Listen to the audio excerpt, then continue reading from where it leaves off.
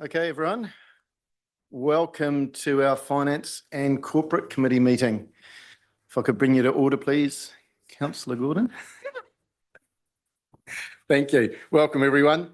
Look, this is my first time in charge of this committee. So just at the beginning, I just wanted to firstly acknowledge Andrew as the outgoing chair and now my deputy. Thank you very much for the support over the past couple of years. I've learnt a hell of a lot off you, and you've been a really good person to ask questions of. And of course, acknowledging Ken. Same for you, Ken. I know this is at your end of your time, but the last 2 years, you've taught me so much. You've always been great to ask questions of and to get great answers from.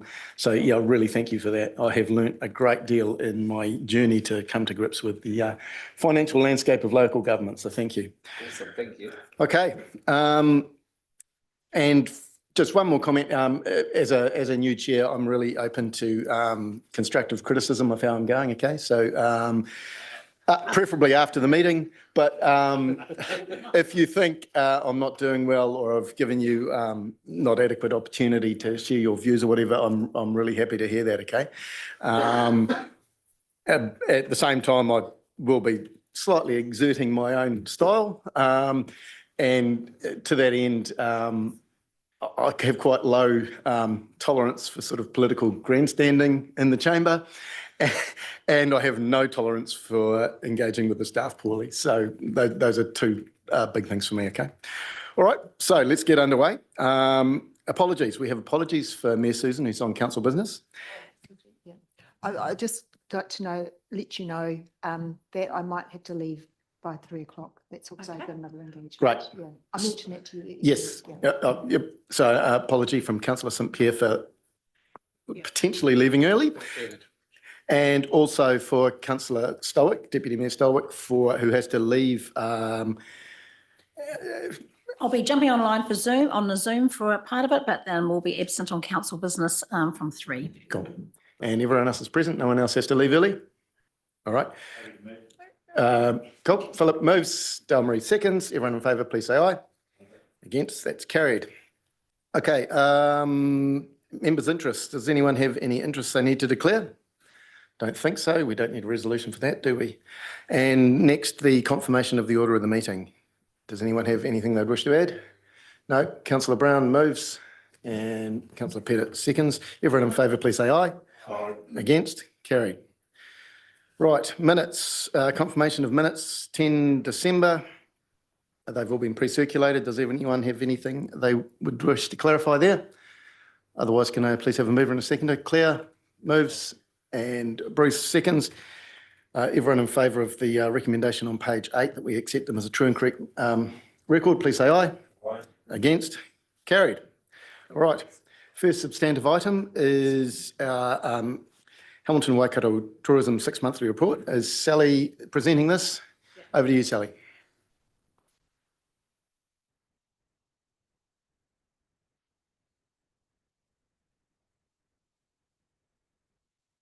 Kia ora tātou. Sorry if you could put the presentation up. We have the Hamilton Waikato Tourism 6-month report until the end of last year, and as part of the service agreement that we have, I'd like to hand over to Nicola to present her report and the work that the team has been doing, and also more of an update most probably around our new connection coming up to the international market. So hand over to you, Nicola. Thank you, Sally. Kia ora. Congratulations on your new appointment, Councillor Chair. Nice to see you at the other end of the table. So this report is in your agenda pack on from page 16, I believe, and I've got some presentations to work through and talking about the 6 months that have been, which is actually what I'm here for. But I'm also going to touch on our more recent activity and some of the Australian activity that we've also been undertaking. So we'll kick off. This screen, and as I'm working my way around these presentations, acknowledging that our colours come up rather vividly on different screens. So hopefully you can read what's in the yellow there. These are our KPIs and our schedule of services with you and your collaborating councils with our work. So the green obviously indicates KPIs that have been met already. The red is a bit of a sad story, obviously. We'd put in a KPI to maintain Waitomo and Aotearoa's funding. That did not transpire, unfortunately, despite discussions and best efforts. So that becomes a red KPI for us. Had a little bit of impact on our industry contribution because obviously operators there in those districts are no longer contributing to our work. However, we've maintained a really strong set of members and we have met that target. The orangey yellowy colour, they're all in progress and will be met by the time we get to the year end. So we're close on most of them, but the others that are not quite there, they're absolutely underway. So there's no concern on any of that other than the red that we can't change at this point.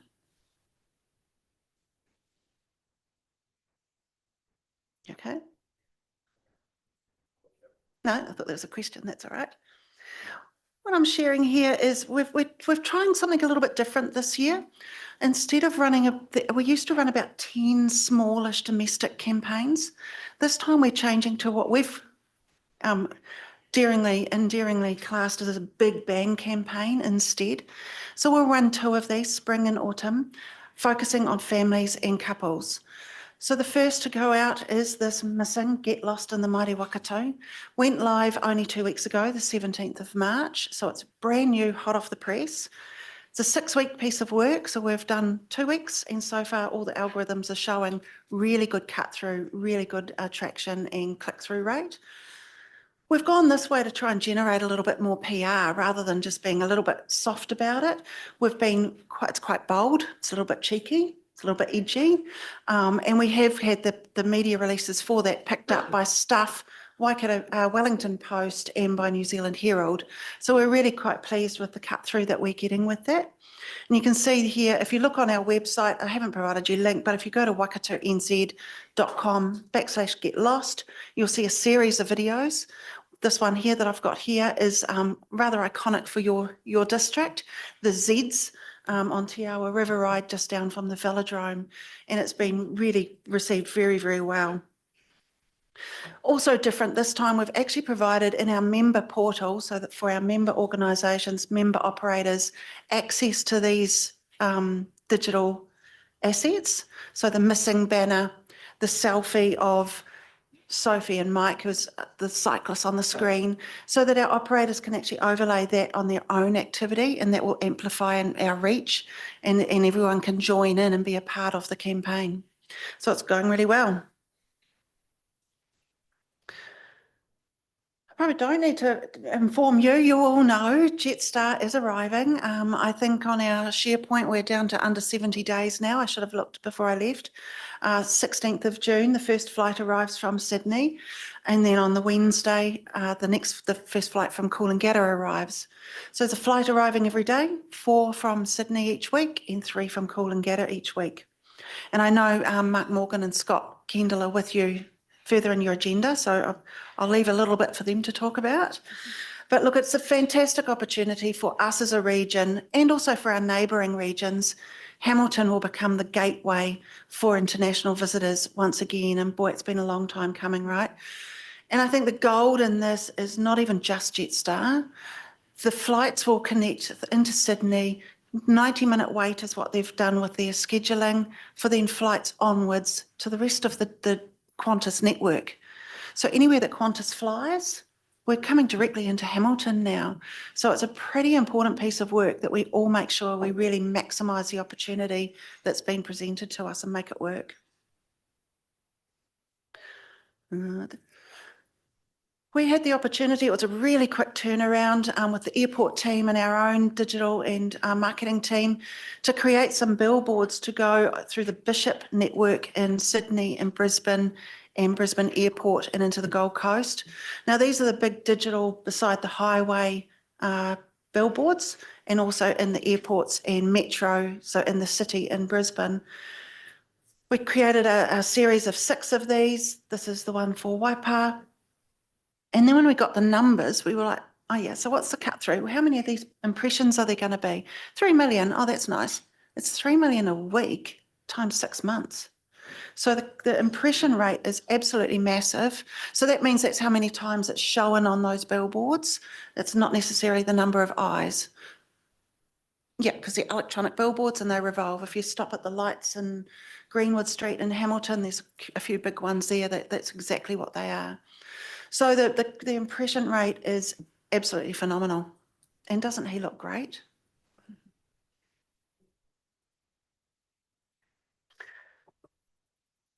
Our Australian activities, I've got 2 slides on this.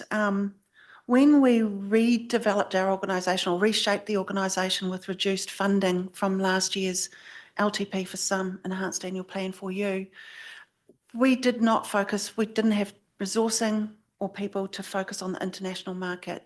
It was just a hard fact of reduced funding. Something had to change. And so we had reduced our focus on international marketing. And then, of course, Jetstar announced in September their arrival. So we've had to reshape and reform and add some Australian activity. So we've managed to do some of this activity, and the one on the next slide is the coming up stuff from our board, giving us access to, it's a very small cash reserve, but we are going to utilise that to fund this activity. Up to date, it's been within our current team of 6. That's not sustainable. I don't want to be burying anyone. So we are going to be employing a part-time fixed term person for as long as our cash reserves will maintain. So these activities here, AIM in Melbourne is an event that focuses an Australasian incentive meetings and exhibitions event that was held in February. So Carly went over to Melbourne and joined with Hobbiton Movie Set and Tourism New Zealand. You can see the Hobbit Hole was built and gained absolute phenomenal attention. So there's already been a lot of feedback and follow-up and interest in our region for hosting incentives and conferences here in our region, given the connectivity. IMM is International Media Marketplace. So that's travel writers. So Tash was spent a couple of days in Sydney on a number of appointments, speed dating style with international travel writers. They're really interested in our region and want to come on over and write about what we've got to offer, and that will showcase into Australia, into their magazines, newspapers and media, what we've got to offer. Sunrise TV, we can see that I've sent this to you before the cyclone hit Gold Coast. That has been delayed. It did not occur on the 10th of March. It's happening this coming Monday. So Sunrise TV are broadcasting their live weather forecasts from Hobbiton Movie Set on Monday morning. So it's 7 live crosses, which is phenomenal. They move on from us to just our neighbouring regions. So it is all the drive market for those Jetstar flights. So a great result. We like our acronyms, don't we? RTO IBO Day, Regional Tourism Organisations, us and our 31 others up and down the country. IBO, International Inbound Tour Operators, Inbound Tour Operators. So that was held in Auckland just a couple of weeks ago. 58 12-minute appointments held over the 2 days with Auckland-based IBOs. Great interest in our region again, and particularly with those flights opening up our borders. This activity is coming up. Explore is the only thing on here that we had originally planned to do. The rest of it is all completely, the previous slide and this activity, this piece, all completely new activity that we did not resource to do. So Explore is the trade show that is run by ourselves and our neighbouring regional tourism organisations, the Central North Island, again with the Auckland-based travel trade. That'll be speed dating and again to attract those Australian visitors. Trends, we've always attended Trends. This year we were not going to attend Trends simply because we didn't have the funding to do it. But we are going to go. We were going to just coordinate the regional presence, but we will be there. We'll have a staff member on the trade floor with those important meetings with travel trade. And selecting primarily Australian buyers through the appointment process. We may end up with others as well if they've requested us. It's very much a matched program. Know My North is an absolute brand new event. So this is all North Island regional tourism organisations themselves and up to 4 operators from each region going into Sydney and Melbourne to talk to travel trade based there to attract people to come to our shores and to our airport. So first time we've ever done this. collaboration, like I say, all of the North Island. South Island have always done it and always had lots of cut through. We've never done it. So this will be new, and if it is a success, it's planned to be annual. Not sure how we'll go yet, but we'll figure that out. And maybe Sydney and Melbourne one year, Sydney and Brisbane the other year, and alternate. We're hosting a number of families into the region, so buyers, travel trade buyers, wholesale buyers, media, conference organisers, all those types of people, with again, the focus on that is Australian flights. So that's the Australian activity, and we're really proud of what we've managed to do and what we'll be able to do with the constraints that we have at the moment. Wasn't it good to hear central government talking about tourism being part of the Going for Growth plan? I don't know if you even, it really excited us. We gave a bit of a cheer and then got really excited that there might be funding coming. And there is, but it's got a few, it's a little challenging. So the Regional Tourism Boost Fund, look, super excited to have our own Louise Upston appointed to the portfolio of tourism and hospitality. Fantastic for us. She's just there in reach. So the Regional Tourism Boost Fund, she announced to us as a group of regional tourism organisations in Auckland a couple of weeks ago. Sounds fantastic. It's $3 million for the whole of all of us. It's a contestable fund. We had to apply. We haven't heard yet. We'll know by the end of the week whether we've got some money or not. It's for collaborations of RTOs only. We could not apply on our own.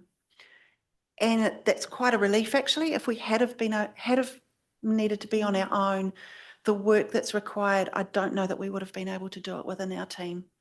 So it's the intention of it is for activity from July through to April through to July. I'm getting my months around the wrong way.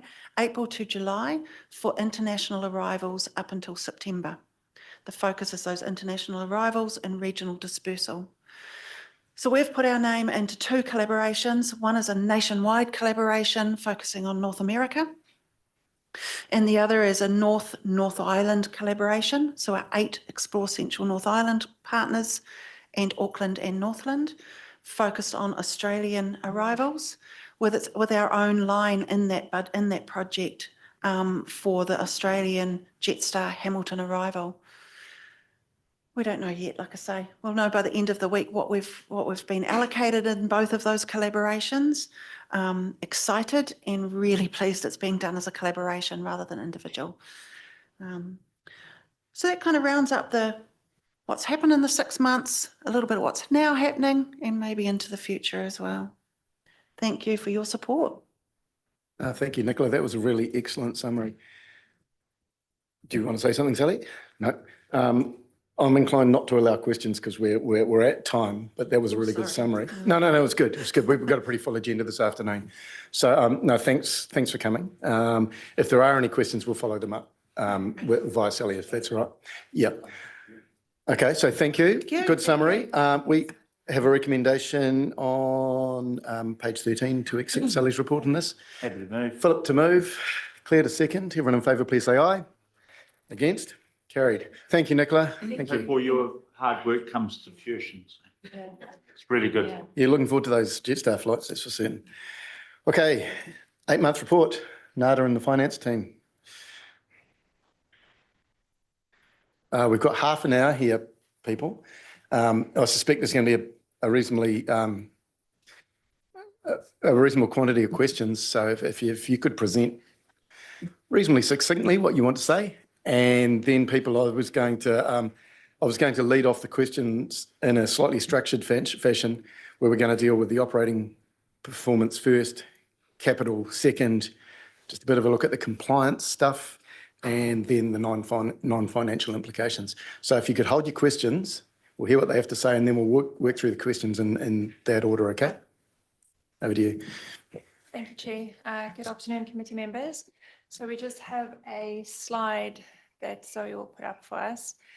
Just highlights that we would want to talk through at the start of this 8-month report. So you'll see in this 8-month report that we have a forecasted accounting net loss position at the end of the financial year of about 1.7 million. This is mainly caused by non-cash asset write-offs as we are going through the revaluation preparation. So that's the next slide of 15.9 million. So for your information, we've just split that 15.9 million out. And as you'll see, a big contributor, stormwater assets, data cleansing, ready for revaluation. Same applies for the roading assets, water and wastewater assets. We've separated a couple of projects. So the water reservoir in Cambridge, it was an obsolete asset, so that we've written off in preparation of the revaluation. And then for the Cambridge pathway and guardrails, essentially we've done some renewal work. So it's the older assets that we are writing off. The high values is because these assets are, where applicable, written off at revalued amounts. So that would be the revalued amount when we did the revaluation in 22-23. So the total is 15.9 as the report shows. So if you then compare that against the forecast revaluation increase, that's the very last line on the slide, we're expecting about 125 million upside on the revaluation based on our projections. And if you measure that loss or asset written off against a 2.7 billion asset value, it is a rather small number in comparison. So if we just go back, thank you. Furthermore, we have at the end of the 8th month, we are projecting a general fund cash surplus of about $155,000 positive. We've also included in the pack, measured the debt headroom, now not only against the 285% debt covenant that we had at the start of our enhanced annual plan, but we're also measuring it against the 350% bespoke covenant that we recently received approval from the LGFA for. Just to note that our average interest rate, you'll see in the Treasury report, is currently sitting at 4.73% against our target in the enhanced annual plan of 4.5%. So looking at the debt we will be refinancing for the remainder of the year, as well as any new debt we'll be taking out, we're anticipating that to come down to an average of 4.6. Currently, if we're looking at the information presented by the LGFA for loans, if we take out short-term loan, shorter than 12 months, we're looking at a borrowing rate of between 3.59 and 3.9%. So we are expecting that average to come down. I think that's it from us, Chair. So is there anything you would like to add from the performance information, Amy? No, we'll take it as read and accept any questions in that space. Yep. Okay, cool. And we'll get there. We'll get there as we go through the questions. Thank you. So look, good on you for dealing with the obvious feature of the forecast full year loss straight up. It is one of the notable features of this, and your explanation makes perfect sense. It always strikes me as odd that that a asset impairment or write-off flushes through the P&L, whereas revaluations up don't.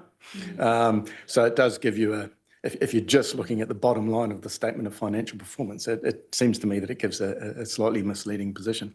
However, I had a couple of questions. I'll lead off in this operating position area. And it's to do with the asset register and the write-offs that you've identified. For those of us who are on Audit and Risk Committee will know that one of the outstanding management report items is to do with the cleanliness of our asset register. And we've got at this stage, outstanding recommendation from the auditors to implement a process that ensures frequent checks of our asset register.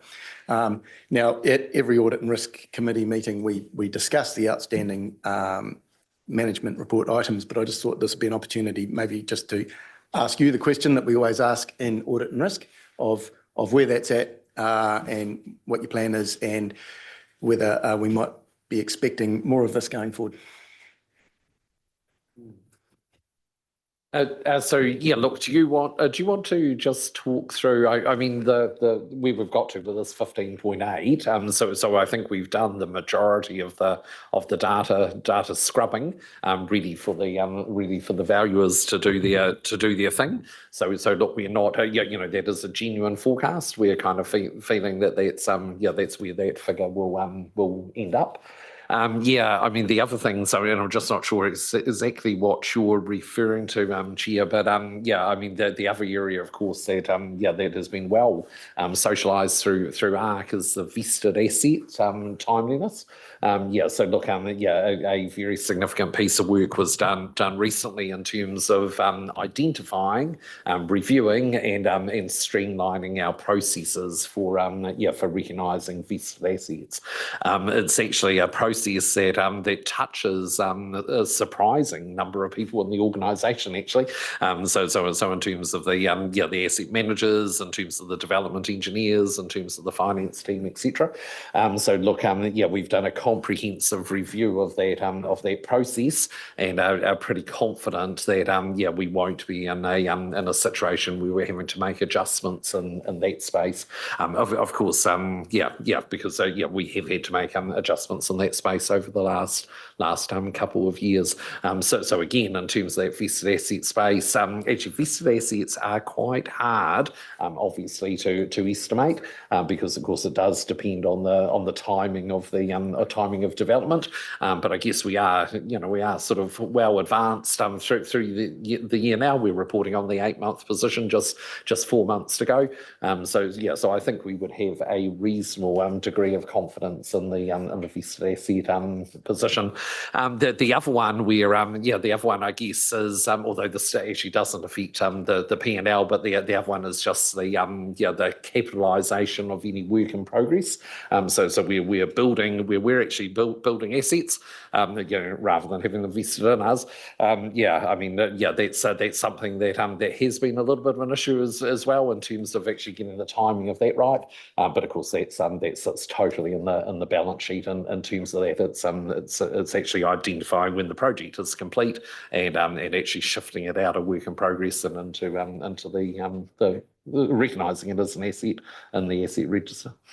Just to be clear, I think I am right here that because there's the vested asset management item, there's the work in progress one. There is also one from 22-23 about scrubbing the asset schedule that I think is still live. I believe so. So that was actually the one I was referring to. Oh, okay. And the recommendation is that there's a process that ensures frequent checks. So look, I just wanted to socialise that with Finance Committee that ARC are thinking about this. It's an outstanding management report matter, which means it stays live on our register. It's been tagged as urgent by the auditors, so it's not like we're ignoring it. Okay, so I was just raising it here in this committee. Okay. Thank you. Right, I'm going to throw the floor open. Does anyone have questions about the operating position that we've had reported, the forecast, the reasons for the loss, or the underlying performance aside from those asset impairments? Does anyone have anything they'd like to clarify? Roger. Thank you, Mr. New Chair. I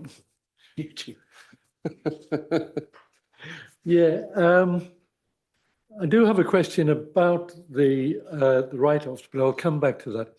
But I'm more interested in the operating carry forwards that we see of 1.8 million. Quite a bit of carry forward there, and the reasons that are given. Sorry, my screen's just flick back, for the community board grants and the district promotional fund and the district-wide spatial plan. Can you be a little bit more definitive on that? Because my perception is that if we're talking about community board grants, we're really talking about thousands, not hundreds of thousands or millions. The same with the district promotional fund. That's more like thousands than hundreds of thousands or 1.8. So I'm just thinking that we're not getting a full picture there of those write-offs. Can there be better definition of what makes up those write-offs? You mean carry forwards, not write-offs? Carry forwards. Carry sorry. forwards. Carry forwards. We can provide that, Chair. It was also, it would have been the same or similar in the 4-month report already, because that's done at the start of the financial year. But we can provide, or we can provide a Yeah, summary of that. I do seem to remember discussing that carry forward because it hasn't changed, right? It's the same number because it was carried forward into this Yeah, financial year. Okay, Roger, you had a second point about the asset No, impairments? and it was just and it is looking at the write-offs.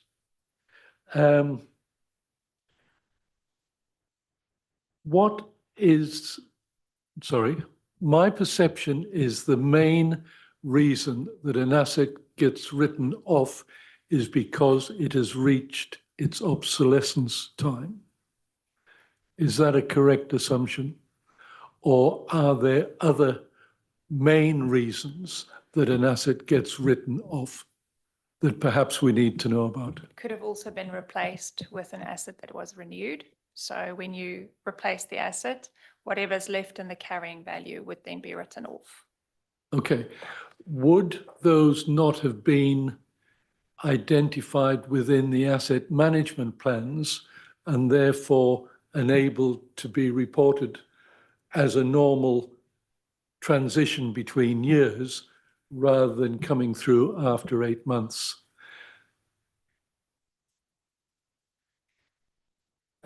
Can I reframe that as the same question, just slightly different?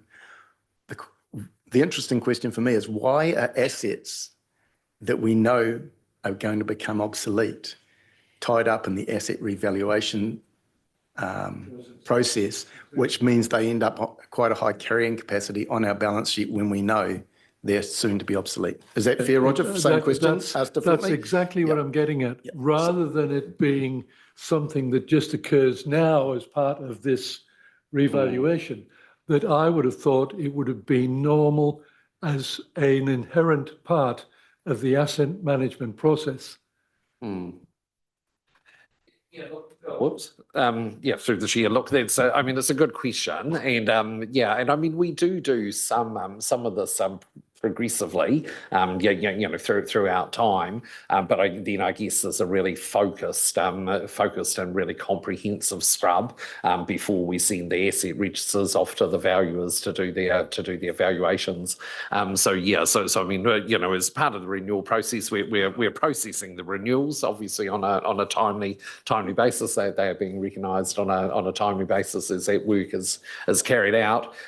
Sometimes obviously we do just get a bit behind in terms of recognising the amount of value that's still left on the assets that are that have been replaced. Okay, thanks. Okay. Andrew. So can I flow on with another question? Because Can I just make a comment on that? I mean, all I was going to say is there's an awful lot of assets. Yes. Yeah. Is there another question on the same topic?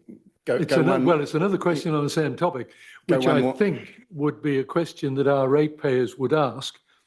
The fact that we are now posting an accounting deficit for the year, how is that going to be handled in terms of the ongoing accounting processes? And is there any implication on the rating model for future years? Yes. So look, I'll answer that. So no, there is really no implication for future years because bearing in mind this 15.8 million we're talking about is a non-cash item.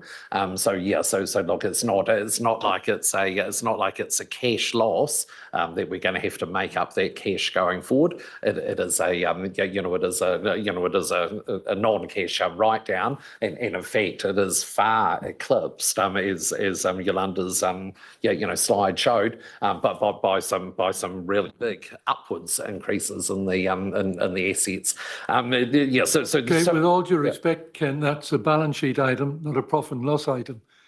Yep. The uptake in assets, and surely if we are as a council posting a profit and loss, then there has to be some rating implication to bring us out of posting a loss. No, not really, as long as it's being driven by non-cash rather than by cash. I mean, you're quite right. If we had a significant accounting loss and it related to cash items, then we would have some catching up to do. We don't. So look, generally in terms of these asset value things, I mean, there is impact into the P&L, or the statement of comprehensive income, as we call it, and that comes in the form of depreciation. So I mean, the 15.8 million write-down is quite helpful, because of course we don't need to depreciate those any further, because we've written them off. So that is gone. But of course the 125 million of revaluation increment, we have to provide for depreciation going forward. Just and of course pointing out, that has rating implications. Just pointing out that I understand that as well. Yeah. But I think it's a question that the ratepayers could ask, because obviously the 1.9 loss this is a public session and that will be reported. And I suppose there'll be concern from the community. And although I understand that it's a non-cash figure, but the community will be concerned. Yes. Okay. Ken, I think you've answered that really clearly. I'm perfectly happy with that answer. I understand it. Do you want to comment, Andrew? I just actually going to ask Ken, you probably don't have the answer to this, but my supposition is that a good chunk of that 15 million write-down is actually due to revaluations in the past, potentially. Yes, they are. In fact, yes, you are right. Revaluation increments that have happened now being written off. The original edition, which could have been, of course, many years ago, would have been at a much cheaper price. And particularly in this area, when we're talking about things like reservoirs, when we're talking about things like pipelines with 80-year lives. So it is basically dropping back all those past revaluation increments. Okay, cool. Let's move on from that topic, because we could talk about that quite a bit. It'll be something we'll be watching going forward. Okay. I just note one other thing in the operating performance. If you strip out that asset issue, there is a slight deterioration in operating performance. Expenditure is slightly up. Revenue is slightly down, mostly in the DC space, which you have flagged well. Okay. Yes. Question there, Andrew? The DC's DC forecast has been reduced. Yeah, but does that come into our revenue as such? Yeah. It does. Yes. Okay. Yeah. So, but the other area is the reduction in subsidies and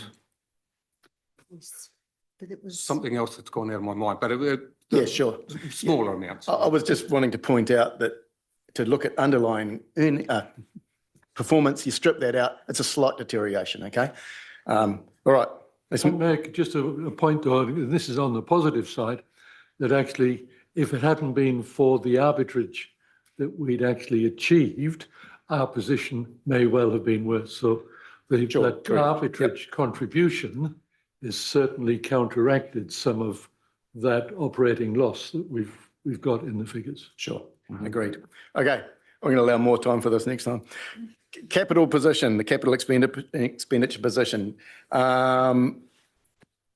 Does anyone, I'm just going to throw it open. Anyone got any questions there? And I just had one. It's actually comment more. The Cambridge Wastewater Treatment Plant CapEx move forwards, of which there've been 3, I think. While I accept it's indicative probably of a project going really well, and it's not impacting the overall cost, it is slightly disconcerting to be keeping coming back. So when I was reading, I was thinking, is there a case for having some kind of post-investment review on this, just to look at how our service delivery and financial team are working together? The way this has turned out is fine. If we hadn't have had our debt headroom extended, it mightn't have been. So it just makes me think about what are the lessons from this? Steph, would you like to answer that? I see you. Yeah, great question. And I'm not surprised that came up. It was a question at the exec team as well. So not only for a post-project debrief, which we will do as a matter of course, it's good practice, but actually we have already commissioned an independent review just to make sure that we are on top of what's going on in that project. We are looking at what we've learned from those, what have we learned from those 2 or 3 early funding items that we've had, as you say, because the project is moving at speed faster than we had anticipated.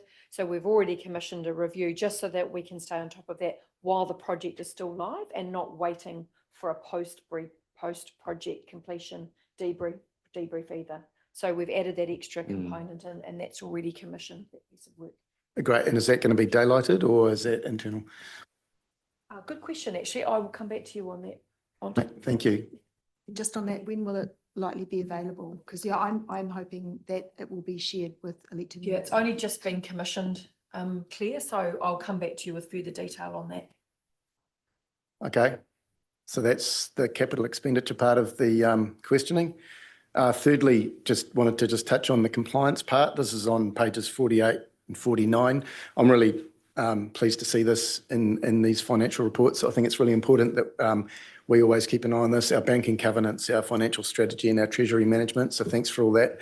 I just got one question here and it's my bad. I've already asked you once and I couldn't remember the answer. The 4th banking covenant, the liquidity test. Can you just in a couple of sentences explain that to me again?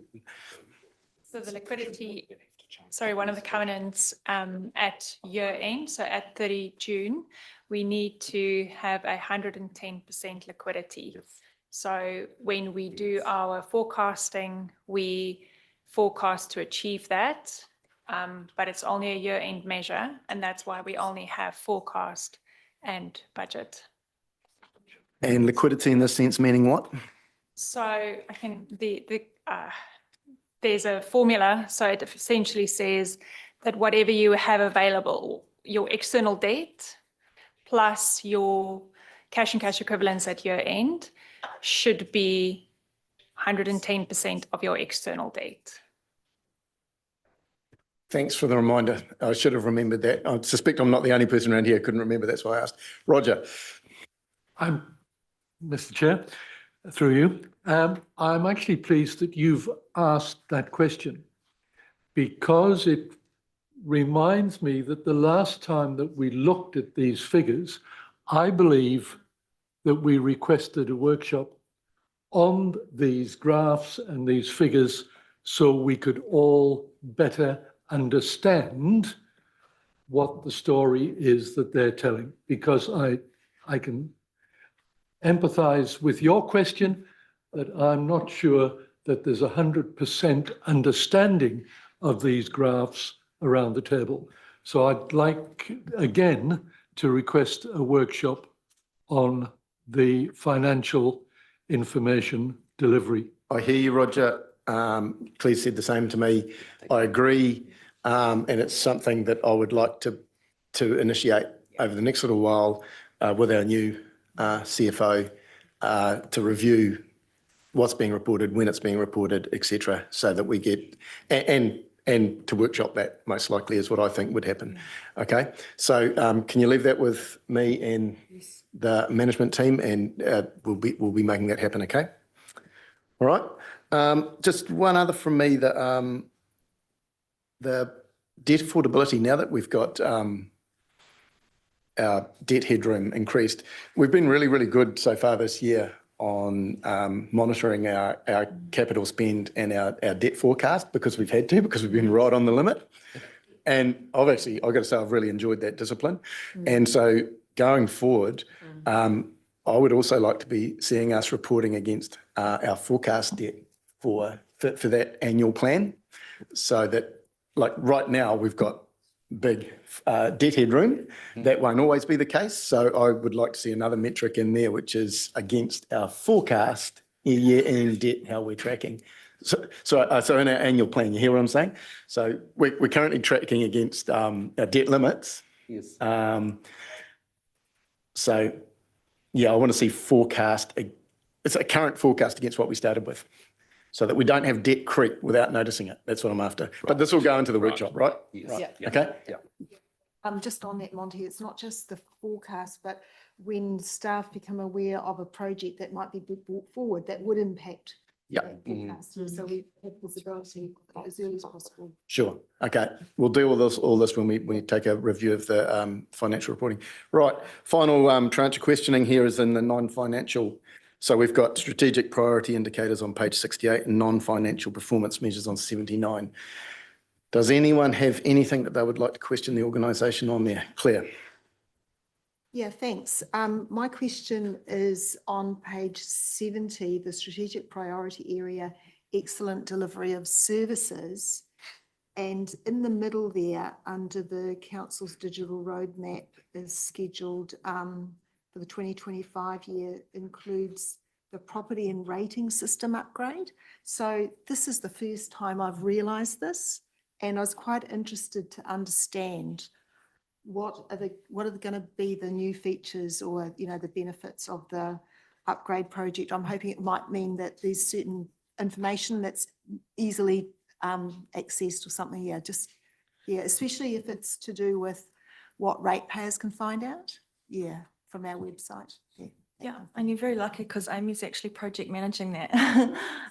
So I guess we came and we gave you a briefing on the digital roadmap. It would have been 12 or 18 months ago now, and we talked a lot about the sort of the change of focus onto the customer experience. And so this project is delivering on that. So the property and rating upgrade is, we've got a real legacy system where we're moving it into new technology, still within our enterprise suite. But alongside of that, we're going to be implementing what's called DXP, which is a digital experience platform. It's a multi-year project, so it's going to go for about 3 years, with the ultimate aim that it's really going to enhance the customer experience. So ultimately, they will have one place to go for the information, one place to look at their interactions with council and, you know, understanding payments, etc., all in one place. It will also utilise functionality in terms of them being able to find information much more easily. And it's also, from a back-end perspective, much more streamlined for staff. So we're really, the first tranche of it is around our customer request management and narrowing that down and making that much more simple for staff and customers. Okay, anything else in this space, this non-financial space? Okay, thank you. I think it's really important us interrogating these financial reports, particularly the 4-month and the 8-month, and we could have gone a lot longer here. So in future, I think I'll try and be arguing for a little bit more time here. So thanks for bearing with me there. But it's core business for finance and corporate to interrogate these, and thank you to the staff. Right, we have a recommendation to receive the report. And specifically to approve a couple of budget changes there. It's on page 34, I believe, of Diligent. Can I have someone prepared to move and second that? Marcus and Mike, moving and seconding. Everyone in favour, please say aye. Aye. Against? Carried. Thank you, team. Really enjoy it. Look forward to working with you in future.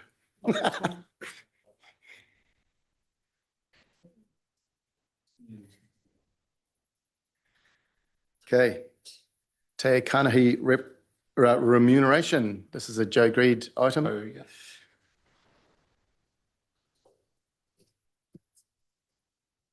We've just announced that we might do a slight adjustment because that's to come. We've done a huge amount of work at the end of last year about paying not repaid. Yes, yep, helpful actually. Yep, perfect.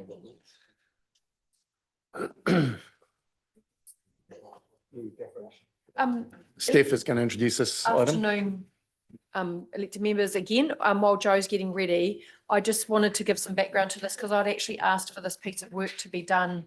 It came to my attention that Kanohi reps had been working for a considerable amount of meetings and not being paid because it didn't fit the criteria. And I don't think that any of us would expect our colleagues to be sitting around the table in an unpaid fashion. So I asked the governance team to do a piece of work to have a look at this and make sure that we were being fair and reasonable. And I've also just asked, which might be the little bit of the delay in coming to the table, that we just consider an additional resolution to actually allow us to retrospectively cover some of the long days that the Te Kānohi reps did in the previous 6 months, so that we are above board and we sort everything out in this financial year, and that we make sure our policy is tight going forward. So I'm really grateful for Joe and to Ken for bringing this paper forward today, so we can sort this matter out and not leave our colleagues in a difficult position. Yep, and again, just while we're waiting, so we do have an amendment to the resolution, which we'll be able to put up on the screen at the relevant point. But yeah, I mean, are you happy to start to present the report, Joe? Well, let's move on.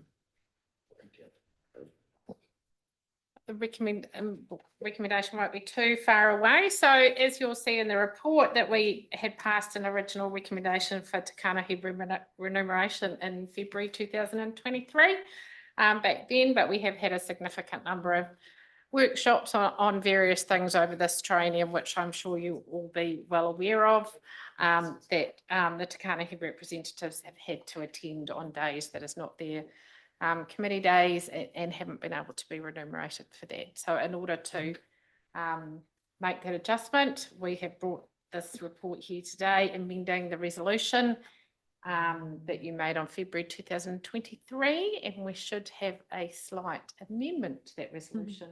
Thank you, John. Okay, Roger, you have a question? Go ahead. Yeah, thanks through you, Mr. Chair. Joe, I've got absolutely no problem with people getting paid for attending meetings. But one thing I think is missing from this motion is perhaps an anticipated budget increase that passing this motion will result in. So I can address that. In fact, I believe that is actually referenced in the report. So Councillor Roger, you'll be well aware that in terms of our meeting cadence, we've made some changes, and for our committees, we've essentially dropped back to a 2 monthly basis rather than a monthly basis. Our Te Kānohi are of course attached to those committees, and their remuneration is a meeting fee. So of course we will not be paying them. So basically we will not be paying them meeting fees. In the months where there is no meeting.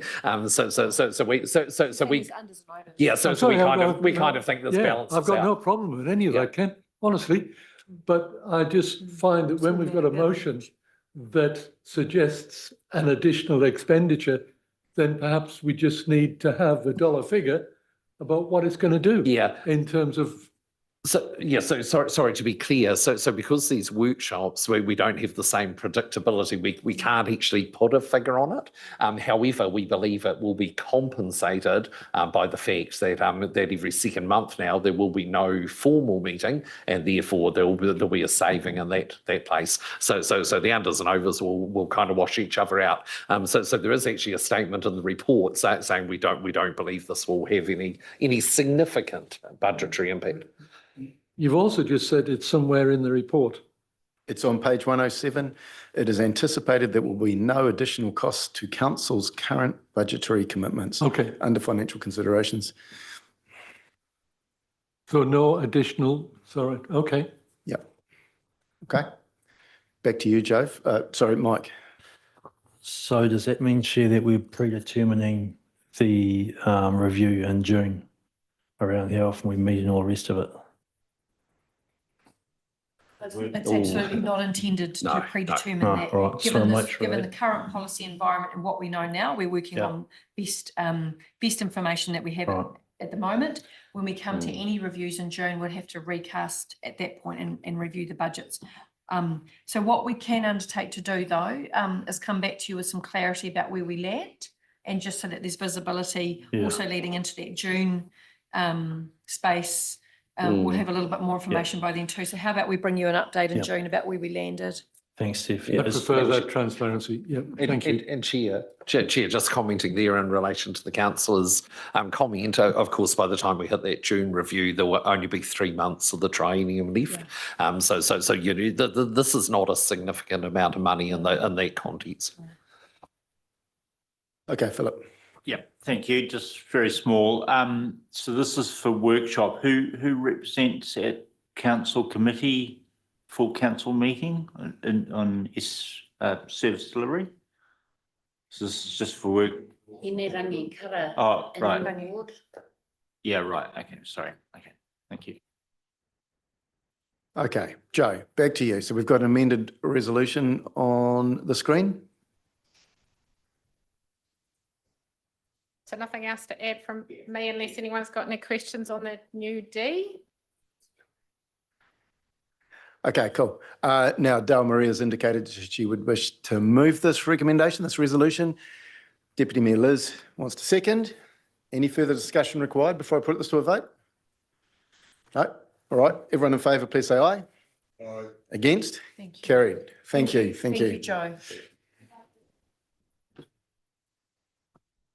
Okay. Thank you, Liz.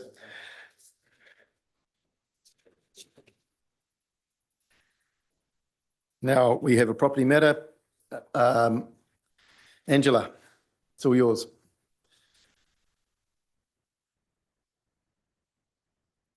Thank you and good afternoon, Mr. Chair and committee members. My report today is in relation to the renewal of a perpetual lease. This was actually due to be finalised in 2020. So it's an old historical one that didn't quite make it over the line. I'm guessing COVID times possibly impacted a lot of the ones around this date. So again, it's one of those that the lessee has a right to renew, and we are contractually obligated to grant that renewal. Any questions? All right. I did notice the 5 years, and I came to a similar conclusion. Would anyone like to question anything on this? Just quickly through, Chair, I think this is absolutely a no-brainer, but we're actually doing something that we have to do anyway. We're actually tied into the lease, so that it is there. But I totally support Red Cross, having dealt with them in the past. I think that they're a very, very valuable organisation, do a lot of good work in our community. So I'd be happy to accept that and move it if necessary. I'll second it. And internationally too. Great. Sorry, Lou, you actually moved that, did you? And Philip has seconded. Any further discussion required before I put the vote? No? Okay, everyone in favour, please say aye. Aye. Against? Carried. Thank you.